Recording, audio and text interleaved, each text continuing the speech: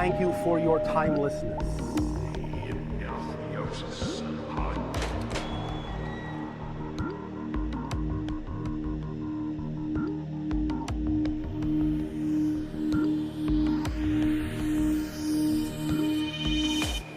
You have your own reasons for why you chose to be where you are on Earth. It is an adventure that you can allow. Let go of judgment and start walking taller and lighter on the earth.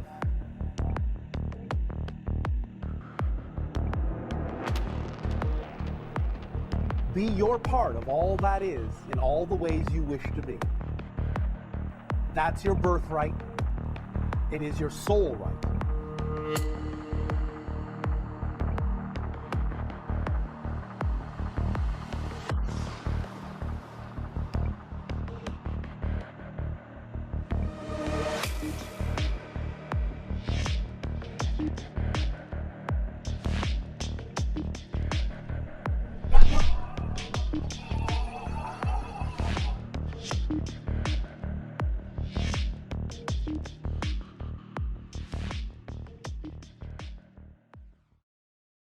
Are we being visited by beings from other dimensions?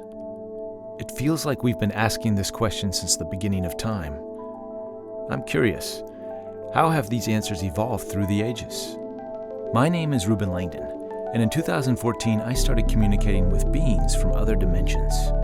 Well, more like interacting with these beings through the people who channel and experience them. It was so profound that I began recording these conversations so that I could share them with the world.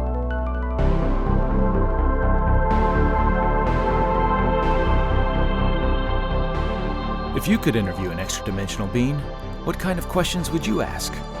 How about the meaning of life? Or the secrets of the universe? Maybe you're just curious about who they are and where they come from, like me. Join me on a journey into other dimensions, and let's explore these new worlds together.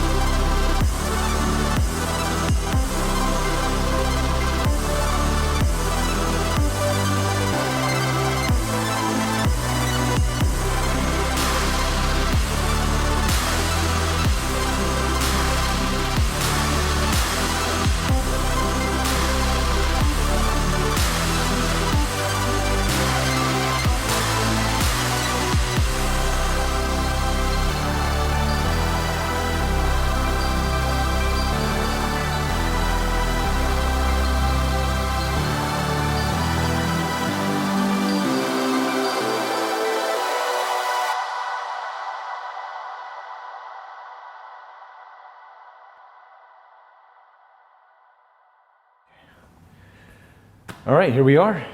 Another wonderful episode of Interview with Ed, and I have the super famous Darryl Anka here. Thank you. Your work and your channelings and everything you do has just been a huge inspiration for me.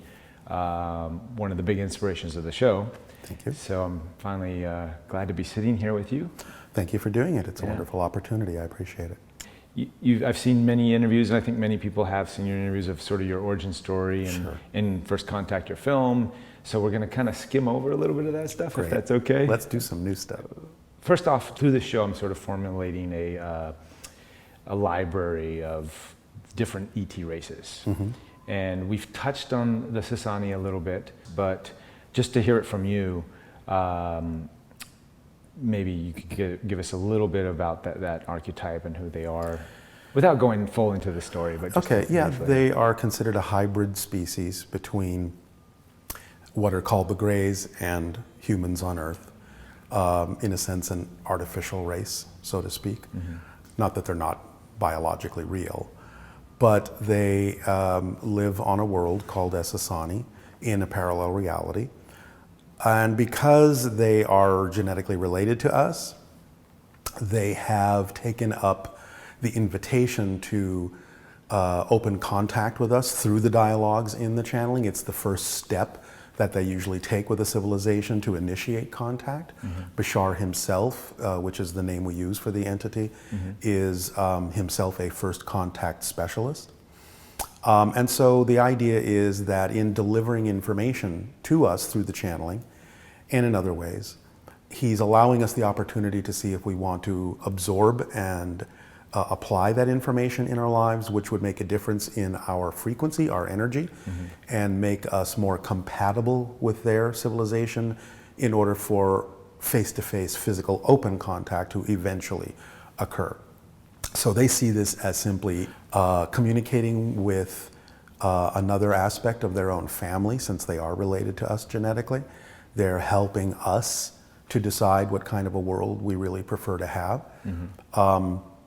And if that goes in the direction of welcoming open contact, then at some point we'll be able to interact with them, as I said, face to face. But that's primarily what he does, and he's doing that with many civilizations as well as our own. And in a sense, you are Bashar. You are. Well, he's explained it in the linear fashion, because from their perspective, everything exists at once. Right. Time is an illusion, so everything exists now, really. But it's separated by these different frequency patterns that we call or perceive as the past and the future. And so from that linear perspective, yes, you could say I am one of his past selves and he is a future self of mine. So in a sense, you could say we're the same soul in two different time frames. Sure. For prepping for a channeling session, I'm just wondering what kind of work goes into that, or because we sort of have these announcements.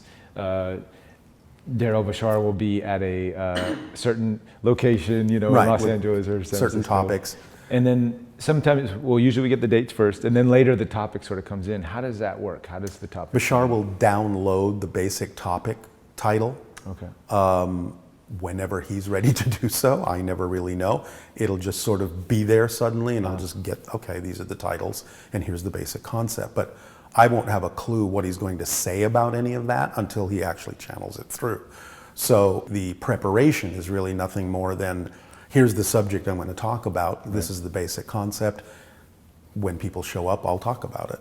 And we just let that happen in a natural way. Has it always come through just in time, or has there been any? There will be, give and take in terms of, maybe a few weeks here or a few weeks there. Right. We ideally like to get it far enough in advance that we have enough time to really advertise what it is.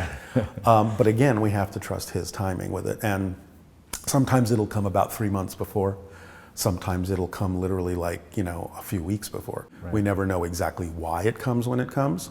But again, we just have to trust that that's the right timing for the people that are supposed to be there. Right. So, yeah. So one of the things that I've noticed that coming through, Bashar coming through, and you as Darryl bringing this channeling experience to the world, is your amazing vocabulary and the details that we're able to talk about these high-end concepts, right. Time travel, linear to parallel timelines, and these kinds of things, and more so than other channelers. Not to put any other channelers down, but I'm just wondering. It's different for everyone. Yeah. But looking back at my life, I realized that there were certain things that happened that I, of course, didn't know at the time, and didn't know until way after the channeling started, that were setups for Bashar to be able to have access to the things he would need in order for him to be able to communicate what he needed to communicate. Because I think the thing I need to explain to people first is Bashar, when he comes through, is not speaking English. He's not speaking any language at all. Right. It's a telepathic connection. When we vibrate in a chord in harmony, you get a translation of his thoughts out of my energy.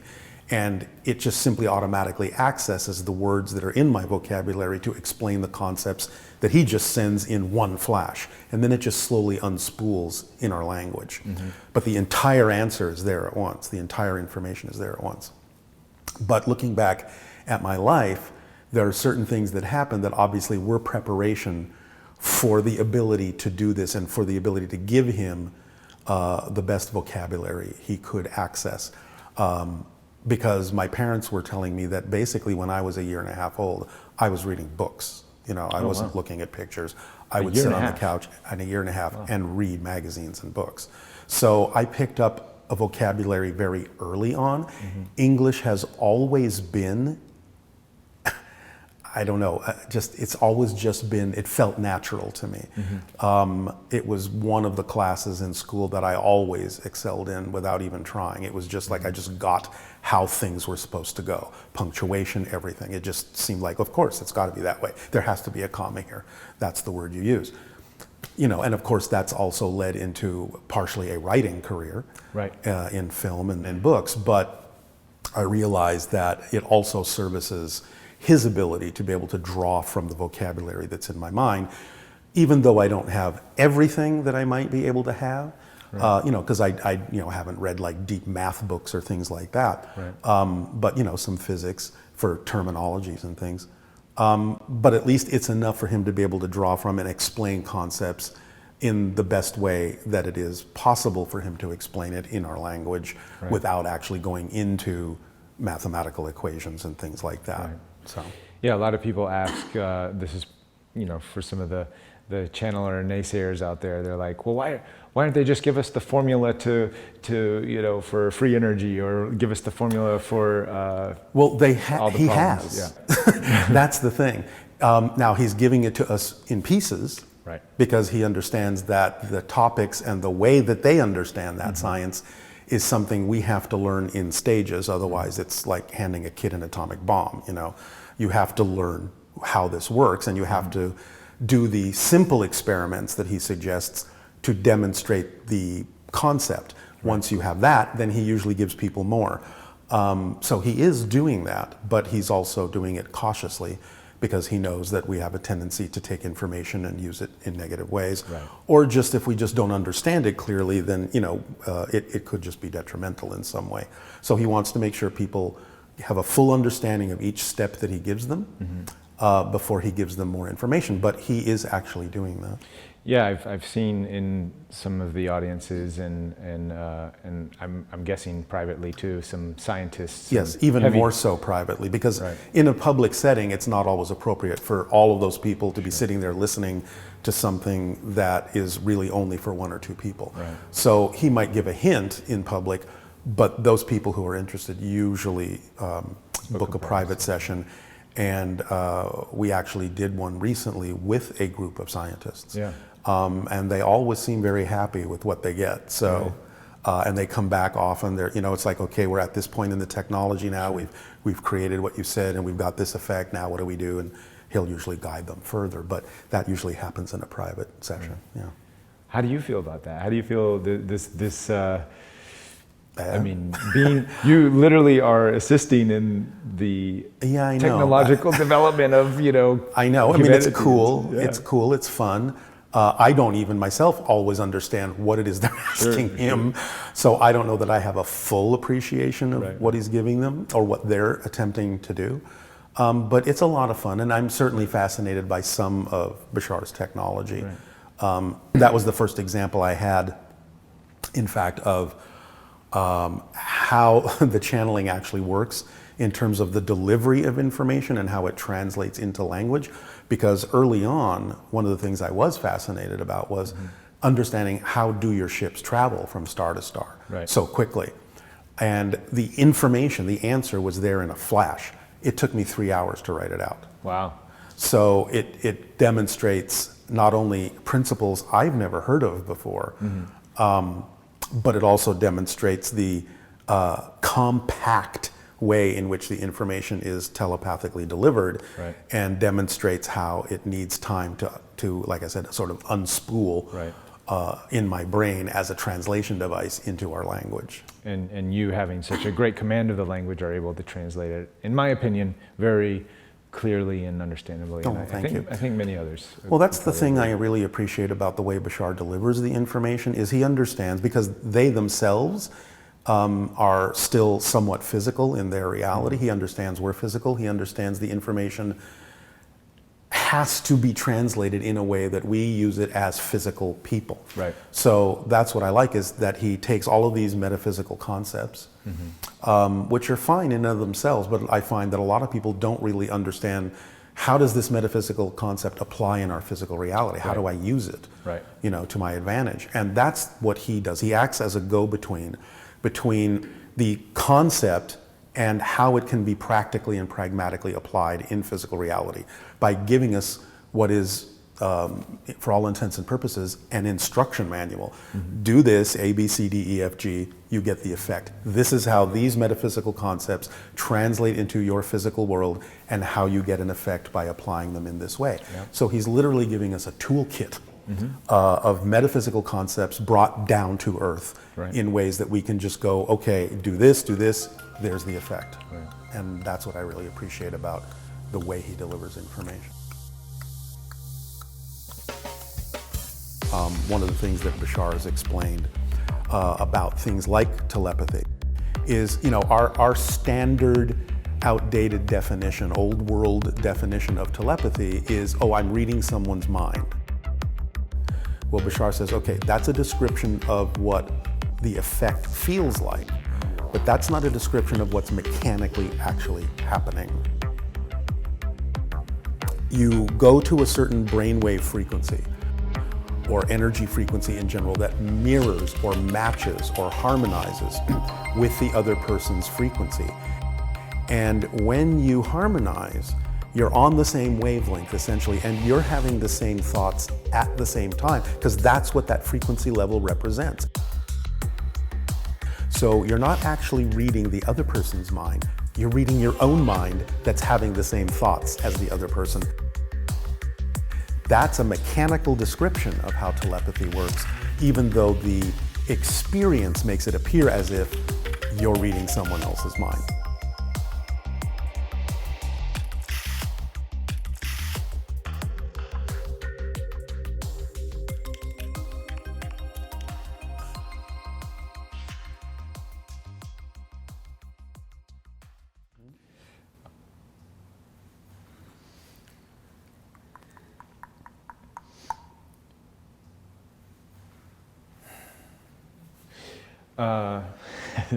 Since you brought it up. Are we on? Yeah. Since you just brought it up with the clicking, I've heard when Bashar comes in, there's some. Is that teeth? Is that the teeth? The clicking, is that a Bashar energy or is that a Darryl? No, thing, it's a translation of energies that don't translate into words. Oh, because there are other things happening that my body is responding to, but it's not the kind of energy that comes with information. It's just a reaction to the energy. It might sometimes be a reaction to something he's doing on his end, because he can multitask. So he can be talking to us, he can be doing something in his spacecraft, he can be talking to someone else at the same time. So my body will pick up on things, but it's not information, so it just comes out as a sound or a click or something. And breath too is a big part of. Yeah, but that happened automatically in the channeling. So it's like he's saying, because of the extra energy, he has to make sure that my body is oxygenated to the point where it'll handle it, so it doesn't burn me out. So that automatic reaction to that weird sort of deep yogic breathing was something that my body just started doing when the energy comes through. And so I'm breathing less often, but I'm taking in more oxygen. And that's to handle the energy. Just to handle the energy, yeah. Interesting. Have you done any formal training in breath work or anything like that? Oh, it just came with the channeling, yeah. Very cool. Have you talked about in past interviews and in First Contact your visual experience of the UFOs.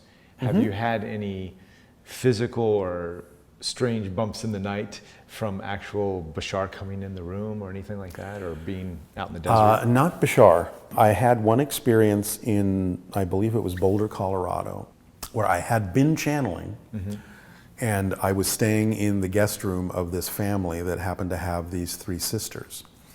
So middle of the night, I'm in bed. Now, from my experience, what happened is I woke up and the 3 sisters were standing around my bed looking down at me, and I'm like, what are you doing here?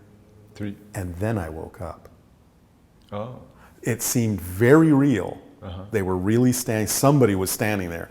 But then I actually woke up and there was nobody there. But then the cows that were on their ranch were going bananas. I mean, just like mooing, and like, so they woke us all up. In the middle of the night? We went out, something had happened. Something was in the area that the animals were picking up on. And I had that weird thing of these 3 people looking down at me that looked like the 3 sisters in the house, but weren't. But it was like I was awake when I saw them. And I didn't think I wasn't awake, but then I woke up and saw that they weren't there. That's one thing that happened. Another thing that happened is I have a friend who is an abductee, and she was staying over in our guest room one night. And I guess there was an attempt again to take her. And usually the way that begins for her, as many abductees have reported, is with this sort of sense of a paralysis field, so she can't move. I felt the edge of that paralysis field. It woke me up, but I couldn't move. And finally, because it wasn't, I guess, fully focused on me, I was able, while I was trying for at least 60 seconds to move my hand, I finally managed to move a finger. And as soon as I moved a finger, the field broke, and I ran to her room, and she sat up and go, "Did you feel that? Did you feel that? They were here." Oh, wow. And I said, "Yes, I did." But in terms of Bashar interactions, I've only had, aside from the physical sighting of his ship twice, Right.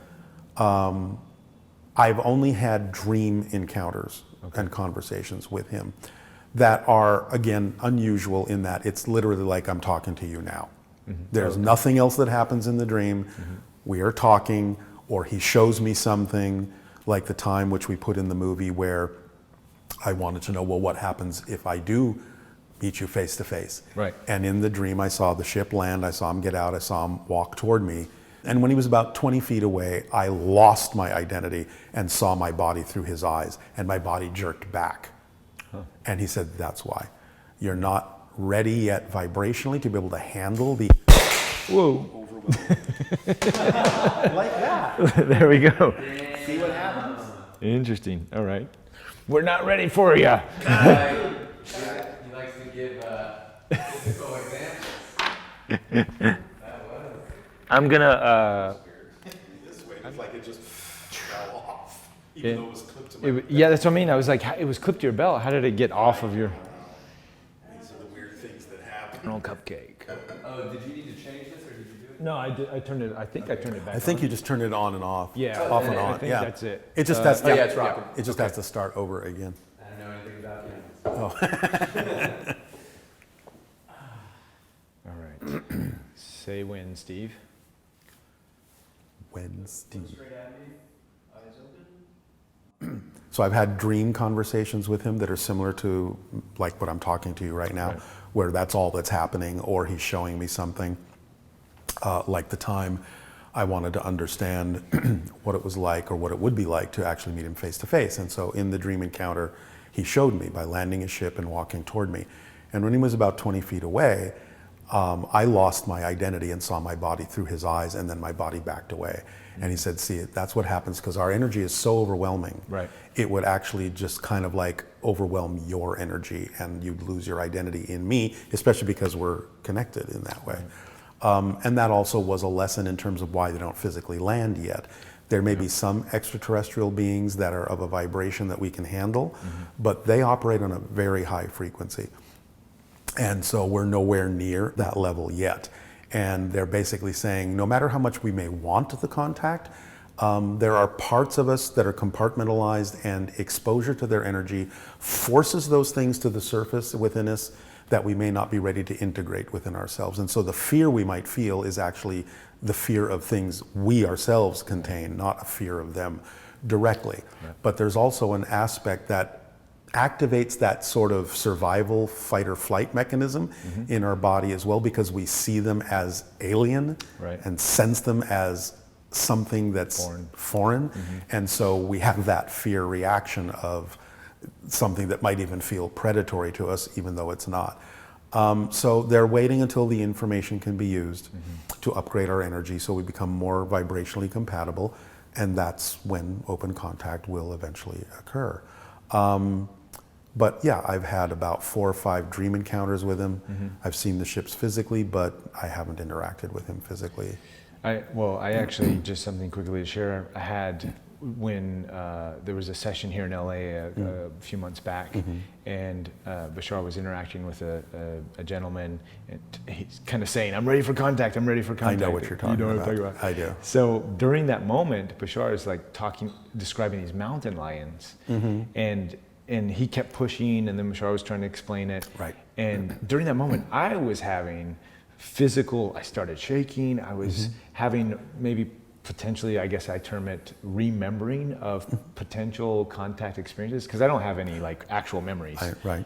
And just like getting all nervous and sweating. And I'm like, what is this crazy feeling I'm feeling here? And then there was a scream in the audience, and it just... Right, because he was pushing that vibration through my energy field so people could understand at least a bit of what he was talking about. Yeah. And that particular girl, who was also a channel, who was sensitive to that energy, got a real blast of it, and she screamed as if she was facing a predator. I felt like I wanted to scream inside. It was a good demonstration of what someone might actually experience if they were to come in contact with someone like Bashar at this particular moment. You know, and I understand the guy was kind of just stubbornly refusing to understand that, but it was a great demonstration, because without him pushing, because I'm the same way. I'm like, yeah, bring it on the ships. I can take it. Come on. Sure, you know, we think so. And again, for some ETs, that might be fine. Sure. Because they're different, you know, and they're frequencies, and they're, you know, relating to us in a different way. But Bashar comes from another reality. They operate 10 times faster than we do in their reality. So that's a big difference. And forcing our energy to interact with their energy that way is like shoving two gears together that are going at different speeds. You just strip the teeth right off of it, and that's not something they want to do with us. Yeah, not yet. Let's hope. Never. Let's not do that. Let's not. Not until we ramp up our gear. Right. Exactly. We'll get there. How long, when you go into the channeling state, is there a limitation to the length of time that you can hold it? Well, there probably is. I mean, even though it is an energizing thing, it is also, in some ways, a disorienting thing, because time is very collapsed for me in that state. And if I stay in it longer than a certain amount of time, it's almost like I wasn't there that day. I didn't have a day, and I feel a little bit ungrounded. Right. Because that's a long time to be sort of disconnected from this perspective. Yeah. Right. The longest I think I've ever gone in one shot is about 5 hours. Whoa, that's still a long time. Yeah. But normally now, you know, it'll be 2 hours, it'll be 3 hours at the most, or something like that. Which is usually, again, not only because of what's appropriate for me and my body, but also what's appropriate for people to absorb. Sure. Because I find that if they get too much information, they just get overloaded and they forget everything that, you know, they've been told. So it's about delivering information in easily digestible amounts.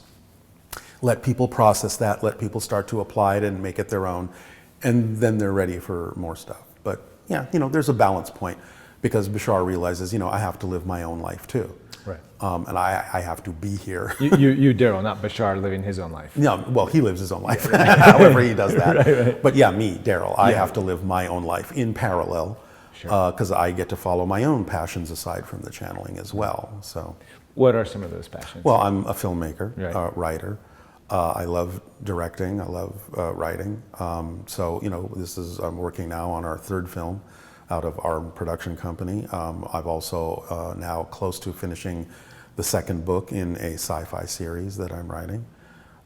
So things like that I love doing. Cool. Well, the sci-fi book, the first one is Shards of a Shattered Mirror. Cryptic is book one. Right. I'm working on book two now, which is Nocturnal. And that's sort of revolving around the character, the hybrid character, Willa. Yeah, Willa is another being that I've channeled, but I've taken some of the story she's told about her actual life. She's a hybrid 700 years in the future on Earth. I've taken some of that information and incorporated it into a science fiction story, because it's not so much about telling her literal story. Right. It's about really giving people something that they can sort of be excited about and can really stretch imagination, even though her life itself literally is somewhat unusual and exciting. But basically what the book is doing is taking us through what they call the 5 levels of mastery, which allows them to become more and more and more connected to all aspects of reality, including other dimensions and so on and so forth. I mean, in essence, it's like going from someone who is very deeply ingrained in nature and taking that with them through becoming someone who's connecting to parallel realities, becoming a shapeshifter, becoming a sage, becoming beyond that where they're actually starting to manipulate space and time and all sorts of things. And these are things she's actually going through in her life, but I'm weaving a story around that in a sense to make it more exciting. Okay, so but she's also sort of another version of you. She's another, yes, another like future self. So these different levels of mastery, were they actually channeled through her, and then the story was filled in with Yes. you? Or? Okay. Yeah, that is something that exists in her time. In her time, okay. Yeah. Because I was just wondering how much of the book was, because there's probably a blending, right? You're saying? Yeah, I would say really only about 10% of the book is literally her reality. Okay. The rest of it is a made-up science fiction story around that.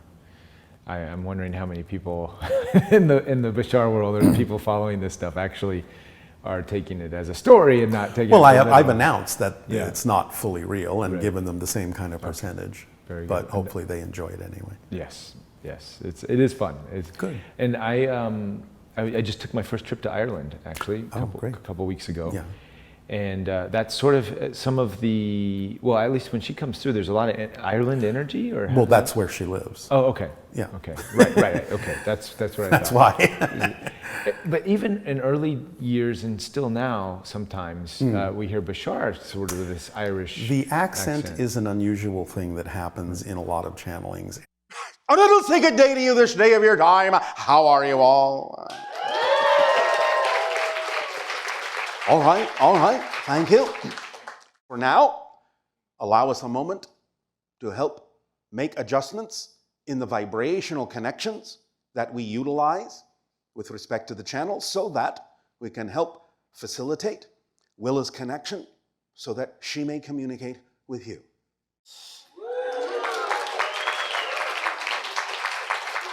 Oh, shush.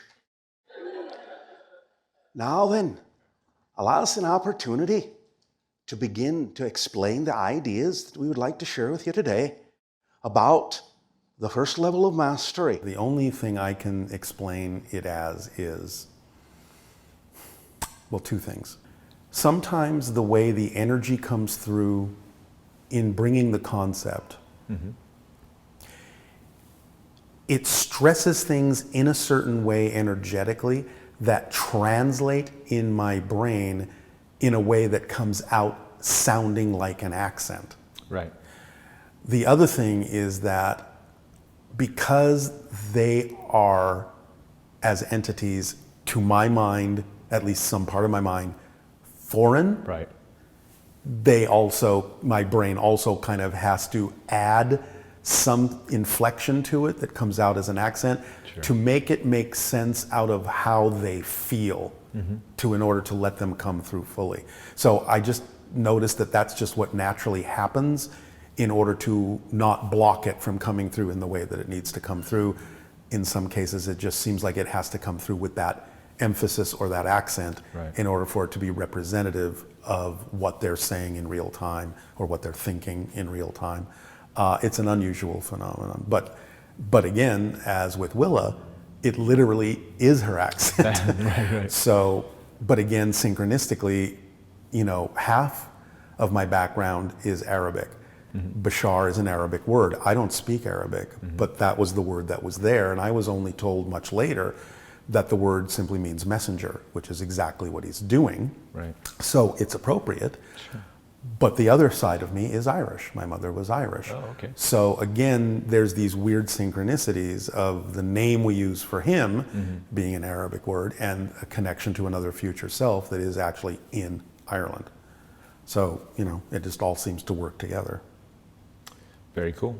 So in the First Contact film, you did a EEG scan of your brain While I was channeling. While you were channeling. Yes. And there were different states of that Brainwave. delta and brainwaves.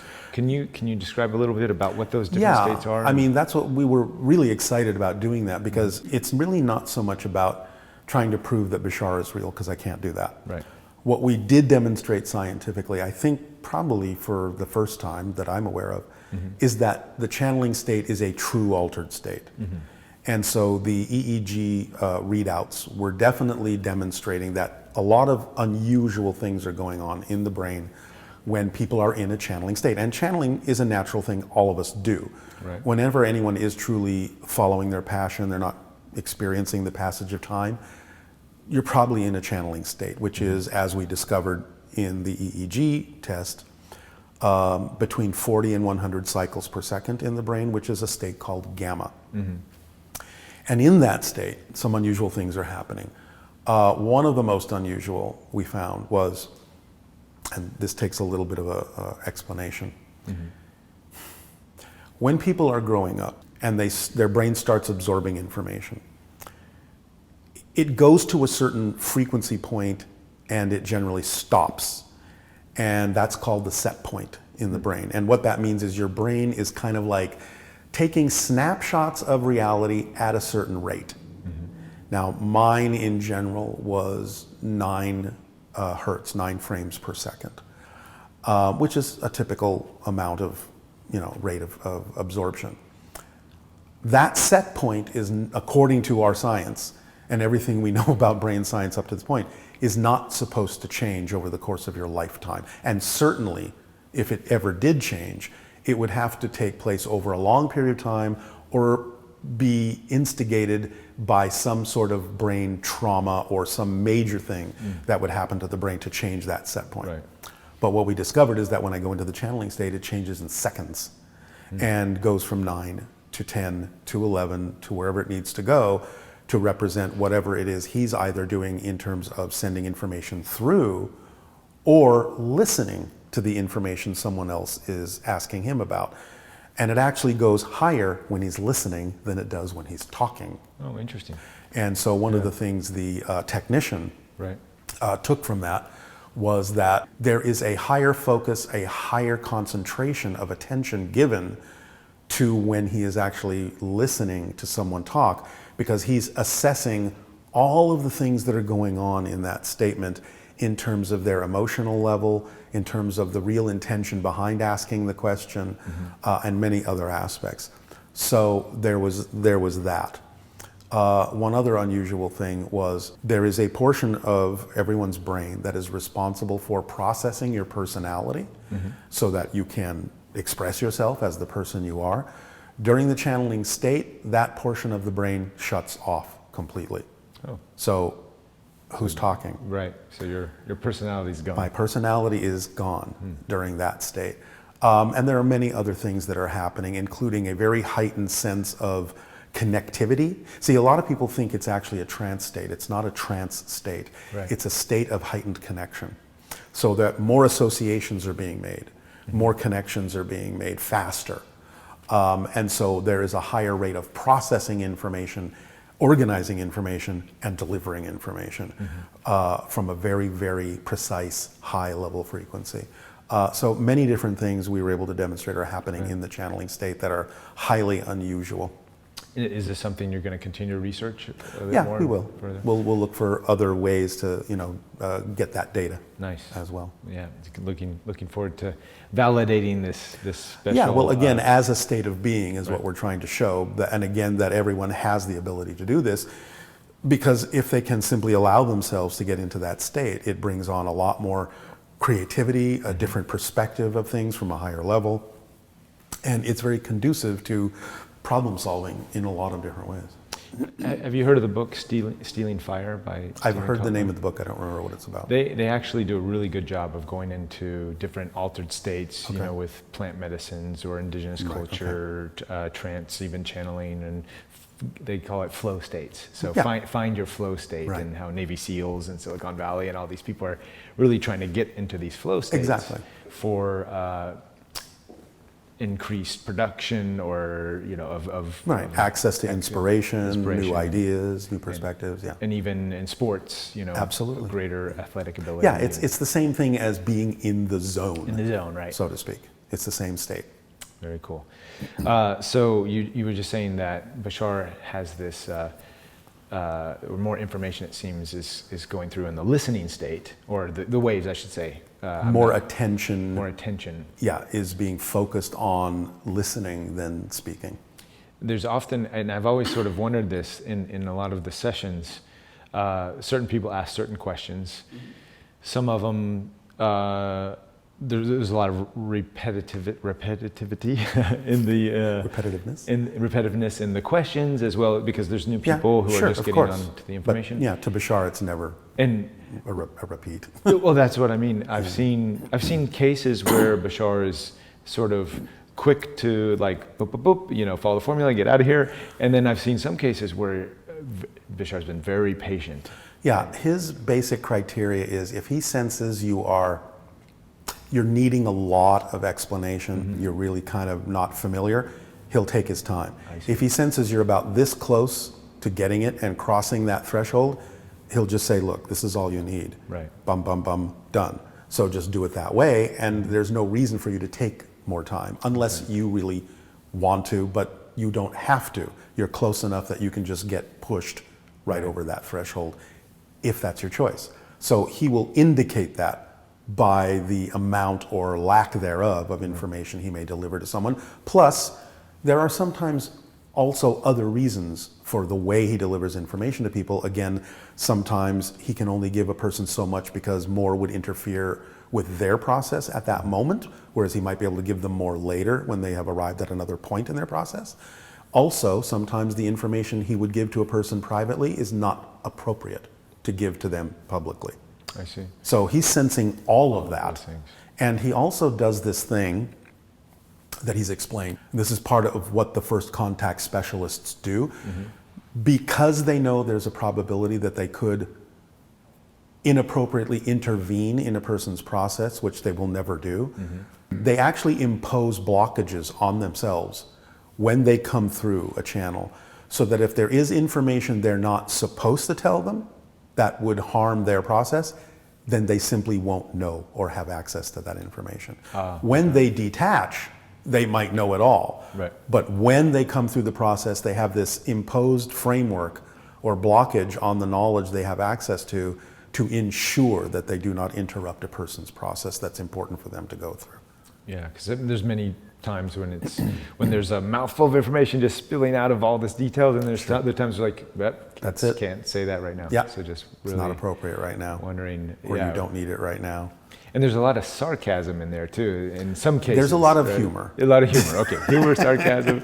Some people may, who are like looking for the answers, and then I know it feels. Well, it's interesting because what we've seen Bashar do a lot of times is, yes, you can see a person might be like chomping at the bit to get a certain thing, right? And he'll take them on this weird little journey, right, where it seems like he's not answering the question, but what he's doing is he's leading them with his questions and their answers around until suddenly it comes back to the main question, and suddenly they realize, oh, now I understand, and they've got the answer. So sometimes he wants to take them through a process to show them they have the ability to get the answer without necessarily coming to him or anyone else to get it. And that's part of his job too, is to make sure we understand we're self-empowered, and it's not about running to him or anyone else to give our power away, like we don't have the ability to do that, because we do. Right. We all have access to all the information we need, and that's primarily what he's attempting to get across to us, is he's in this job to put himself out of a job. Right. He wants us to know we all have the ability to get whatever we need in life. That's his main message. It's one of my favorite messages of the teachings. Yeah. With that said, there's many Bashar, I don't even want to call them this, they might get offended, but Bashar groupies, kind of, in a sense. or people who are familiar with the information. Right, yes. Darryl groupies even. No, please. So you have, does it ever get burdening, or is there ever? No, I mean, it's very sweet. Yeah. And I appreciate it, and I'm very grateful that they get a lot out of the information. It's very rewarding for me to know that they do. But, I have my own life, they have their own lives. I don't need them to follow me. I'm not trying to lead anybody. I just need to live my own life. This is just something I do. I'm very grateful that it helps a lot of people. It helps me too. But, again, the message is use the information. Right. And that's fine. I don't mean I can't make friends. Sure. but it's really not a focus of mine because I know, and again, it comes from Bashar's perspective, the idea of needing followers Right. just weighs me down in my life from being able to do what I need to do as myself. So I like everything to stay very light and streamlined with people in my interactions with them so that they know I'm not looking for them to follow me. Right. Yeah, absolutely. And I think this is one of the reasons I have so much respect for you and the Bashar material is that you definitely don't put off that vibe. It's like, yeah, come follow me or anything like that. No, thank you. There is very much self-empowering, but even still with you, trying to get that message, I think I still do see, I use the phrase groupies, but people who tend to latch to wanting that information. Right, or but I have ways of communicating that create keep a that. proper separation. Hats off. It's very good. And especially in Japan, Bashar is He's quite popular. Quite popular, in Japan, and the teachings are getting out there. In myself, I lived in Japan for 5 years. My wife's Japanese, and have a connection there. Right. So I've seen some of the Japanese culture tend to have this groupie mentality, even more than other cultures. Of course. And as Right, but they also have the idea of respectful distance. That's true. So it does sort of balance itself out a bit. And so for a time that's allotted in the session, I don't mind the fun of interacting with them and seeing them all excited. But then they themselves kind of impose, okay, time to go. This is true. Leave them alone, let them go off. Very shy culture too, So it's a good balance, and I love the culture. I really relate strongly to the culture. I always have. And you've been to Japan several times to do... I've been there 18 times now. 18 times, wow. Yeah. I think when I reached out to you for this interview, you had just taken a quick trip there as well. Yeah, that was for other reasons. Oh, okay. That was for the film business. I got you. Because there were potential investors that we were talking to over there. But yes, most of the trips have been for the purpose of actually channeling over there. And so the reason for the popularity is not just because of the channeling sessions, but the people that sponsored me over there would take, we would do several sessions over the course of a week or two. They would take all that information and they would publish it as a book. Right. So then more people got a chance to start reading about, who Bashar was and what his information was about. And so that's what really started it exploding in Japan. I think it was, well over 10 years ago that the publisher that was bringing me over there, I think they estimated at that time probably like 2 to 3% of the entire country knew who I was. Wow. So that's millions and millions and millions of people. So yeah, it's not unusual, especially there, for people to just recognize me. Well, that's sort of one of the talking points of how I met my wife. We met randomly through another friend, and we were just having lunch, and I sort of mentioned Bashar, and she goes, "Oh, I'm reading Bashar's book right now," and I'm like, "I know, what?" It's, the synchronicities are kind of bizarre, and it's actually kind of cool because I've run into several people, especially within the last few years, that have met because of Bashar's information and formed relationships and all that, and so that's another cool aspect, is that it brings people together and it lets them find each other through the synchronicity of being there, and that's how I met my wife. Oh, okay. She came to the channeling classes that I was taking when I was first learning to be a channel, so he's responsible for a lot of people getting together. Bashar and Darryl, the matchmaker. Bashar, the matchmaker, yes. We are forever grateful. Thank you. Who knew Bashar was a yenta? So also in Japan, Ayako Sekino is someone who I've interviewed on the show here in the last season, and you've done events with her. Yes, a couple. She told me during that interview that when she first, this was like maybe in the early 90s, that she was in the audience and she literally passed out and they had to drag her out. Do you remember that? I remember hearing about it. I didn't see it because I was channeling. So back then, so she actually claimed to channel Bashar for a couple of years. She did for a while. Yeah. There were a couple of people who Bashar spoke to who were interested in learning to channel, and he agreed for a limited period of time to allow them to channel him so they would get used to the idea of what that felt like. And then he turned it over to whatever other entities they were actually supposed to make agreements with to come through them, or just let them be their own conscious channels. So for a while, there were a few people that did it. At this point, that doesn't happen anymore. I'm the only one that he comes through at this point. And I heard, I think I've listened to some really old Bashar channelings, and I've heard that there was even a dolphin named Dreamer. Yes, it has come through now and then. So do you have any idea how that works? Is it It's like the through same sonar, mechanism. or No, it's the same okay. telepathic vibrational mechanism. And then that But I can dolphin- always tell that there's always a different flavor to a different kind of entity. So I understood it was something other than Bashar. Right. And there have been a few other entities that over the course of 36 years have come in to say something because it was important for Bashar to facilitate someone else to say something from another point of view. But I can always tell that there's a different energy to the entity's consciousness, but the mechanism is always the same. It's that resonance frequency matching that allows me to be able to translate whatever another sentient consciousness is able to communicate. And dolphins are sentient, so. Oh no, I thought he was actually channeling through the dolphin to the dolphin community. Oh, well, he might be. Oh, okay. He might be. You haven't heard anything else? I don't know all of that. I do know they're telepathically connected to a lot of other consciousnesses that are extraterrestrial and extra-dimensional. I don't know that he's ever specifically said, yes, I'm channeling to a bunch of dolphins. You would have to ask him that question. The answer is probably yes, I would guess. Sure. But yes, they can channel to dolphins as well because, again, they're a similar sentience to us.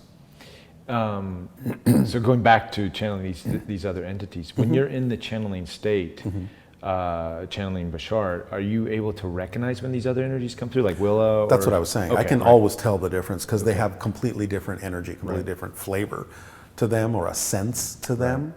And on very rare occasions, almost always during a private session, I think there have been a couple of exceptions, now and then, for some reason, it'll seem like it's important to suddenly become mediumistic and actually bring through someone who's dead to talk to the person.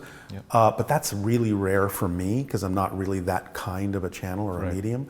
But it has happened on rare occasions that I guess Bashar feels it's important for you to give them a sign that this person still exists. Right.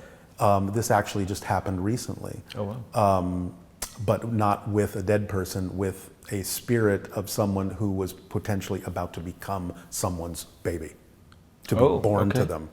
All right. So like on the other end. The other end, yeah. And so Bashar suddenly picked up on a name and said, does this name mean anything to you, or something like it? And it was exactly what the couple was pretending, that a pumpkin was their baby, and they had called it this name. Oh, wow. That he picked up on from the spirit saying, yeah, that's me.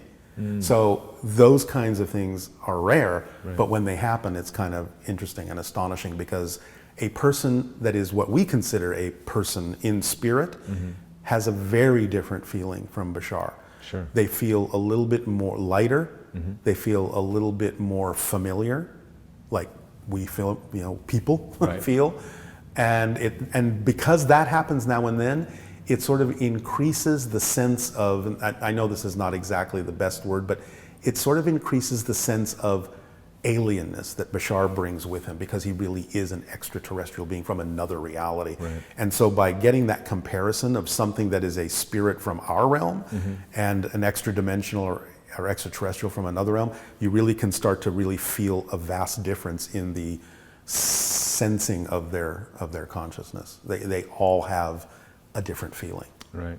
Yeah, I think one time I remember during a channeling session, Anubis came through, and it was, the voice was very deep. And then you're dealing with something that's like an archetypal level of our collective consciousness, which is a big energy. Wow. So yeah, it'll express itself in a very different way. Again, however it is my brain in this culture translates that kind of an energy will be the way that it processes through me and comes out to represent what I'm feeling that energy is. But it just happens automatically. And it's always usually Bashar sort of facilitating those connections. He facilitates it, yeah. Because I'm familiar with him, now after 36 years. So it's easier for something else to come through if he provides the pathway, because he's the link to my end and he's the link to their end. And so I recognize what he's doing on my end, and that way whatever new is coming through doesn't feel so unusual anymore. It's like smoothing it out. Right. And during this 30 plus years of channeling, you obviously just said, you've been incorporating the teachings and making them a part of your life, as I think everyone, or not everyone, but everyone who listens to Bashar, it works, guys. Trust me, I've been doing it too. But how about your intuitiveness and definitely. that too? Yeah. I get these little like psychic hits all the time about something that's supposed to, especially while I'm driving. Oh, okay. I'll know exactly when someone's going to round that corner or step off, or what the car is going to do, whether they're signaling or not. It just opens up a whole new sense of being connected to other things. Right. And I can start to read those energies. Now, I don't always listen, because I'm not used to exactly recognizing all of them yet, because they're usually very subtle. But I usually find that if I have a passing thought that feels a certain way, that something's going to happen, or I should take this with me or do something, it usually always comes out to be that I should have done it. Right. So I'm starting to recognize, okay, that's the difference. That's one of those. It's not just my own thought about something. It's one of those moments where I'm reaching out with my senses and able to tell, kind of like there's a leading edge of a wave coming that I'm reading, that means this is about to manifest in physical reality, because everything happens in energy first. Right. So it definitely has increased my sensitivity to those kinds of things, and of course it's it just increased my own capacity for creativity and inspiration. Getting into that flow state. Yeah, absolutely, in the zone. In the zone, perfect. During this 30 plus years of doing this work, have you ever thought about throwing in the towel, quitting? No, not really. I mean, I know that my life goes through different cycles where I've channeled more or channeled less for different reasons. And I know that there is, for lack of a better term, an expiration date to this at some point. I don't exactly know when that is. I know that the channeling will evolve, and especially if I start talking more as myself, there might be less need for it in its present form. And of course, if they do in fact in the near future come here physically and have open contact, there would be no point, because you can just talk to him. So why would I need to channel him? That's going to be season 5 of Interview with Him, by the way. We'll see. I don't know when. But yeah, so there are reasons why it wouldn't continue this way. Right. But they'll happen in their own natural timing. And of course, they've done this and they know what they're doing. So whatever it is that is the timing for them also factors into the timing for us, because they know how long it's supposed to take. So you're just sort of going with the flow, and just if it wants to keep coming through, you're being that open conduit channel. Well, yeah. Yeah. Cool. Have you been following the recent developments in the disclosure movement as far as the ATIP program and the New York Times and stuff? I have followed some of it. What anything to say on that and take? I know it will happen at some point in some way, and I think it is beginning to happen. There has been more information that has been being released, bits and pieces. The videos and the videos the that are Navy. being verified by the Navy and other people that are theoretically usually taken seriously. Right. And I know there are people on the inside of it that are trying to get it outside. Right. But again, I'm not really worried about it, because I know that it'll happen in its own good timing. And of course, the more people absorb the kind of information that Bashar and others brings through will help accelerate it. So again, I just trust the timing of it. Do you get a little sense of validation over the years, the Bashar material coming through, and then now we're actually seeing in the news, every week? Yeah, a little bit. It's nice to get the confirmation, especially if he's talked about certain kinds of physics principles and stuff like that years ago, and I see an article or something about physicists now saying exactly the same thing. Right. So that helps keep me in a sense of knowing that it's on track. And so that's nice to get that confirmation from time to time, sure. Great. Do you have any, well, I know you probably follow the formula, so you don't have expectations. Not insistences. Insistences on the outcome. Yeah. Of contact happening in our lifetimes and your I believe lifetime? so. Yeah. I believe so, because the energy I get from him is that, from their perspective, it's relatively imminent.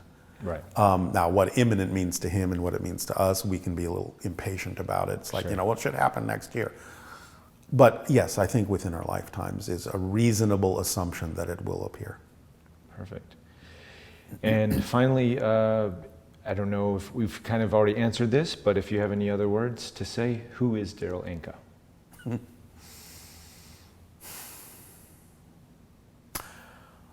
He's just a guy who does this thing. Really. Channeling interdimensional beings. I'm an artist. I'm just someone who's exploring different aspects of myself and consciousness and reality. I'm fascinated by these things.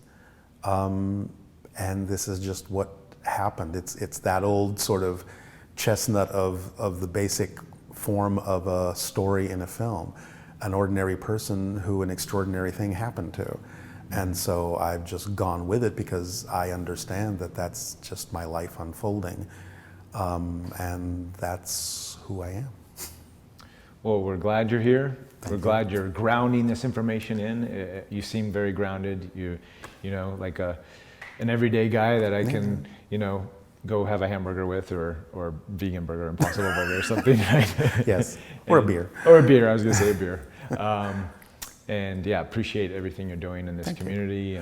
And you as well. I appreciate the opportunity to talk about this in these kinds of venues, so thank you. Awesome, thank you very much. Look forward to more. My pleasure. Sweet, hugs? Yay! Awesome. Thank you, everybody. Yeah. That was fun. Yay. Let me see that we...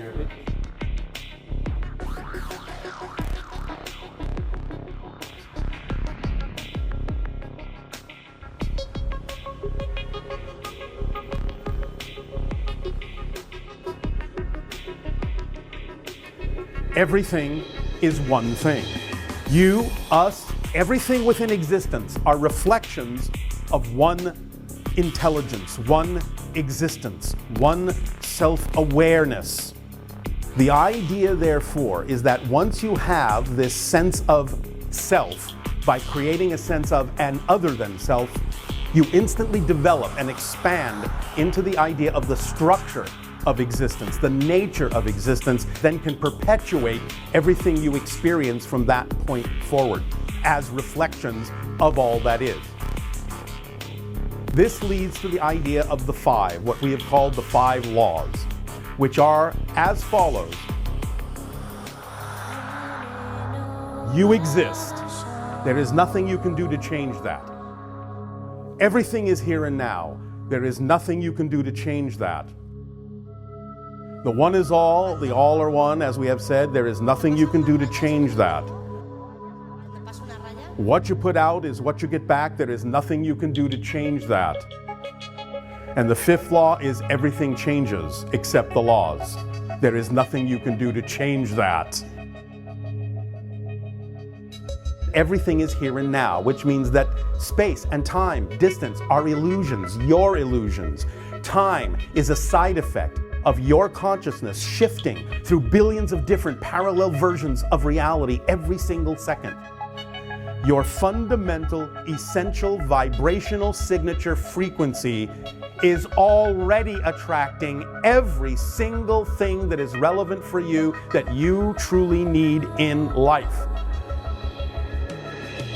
You don't have to learn to attract what you need. Be the vibration that you prefer in alignment with your truth, and let go of the things that are blocking what it is that your truth is attracting, and you will flow and manifest in an accelerated way. You exist and you cannot stop existing, because existence is your fundamental quality. You can never become non-existent. You can change and change and change and change, but you can never become non-existent. Why? Because by definition, non-existence doesn't exist. Think about it.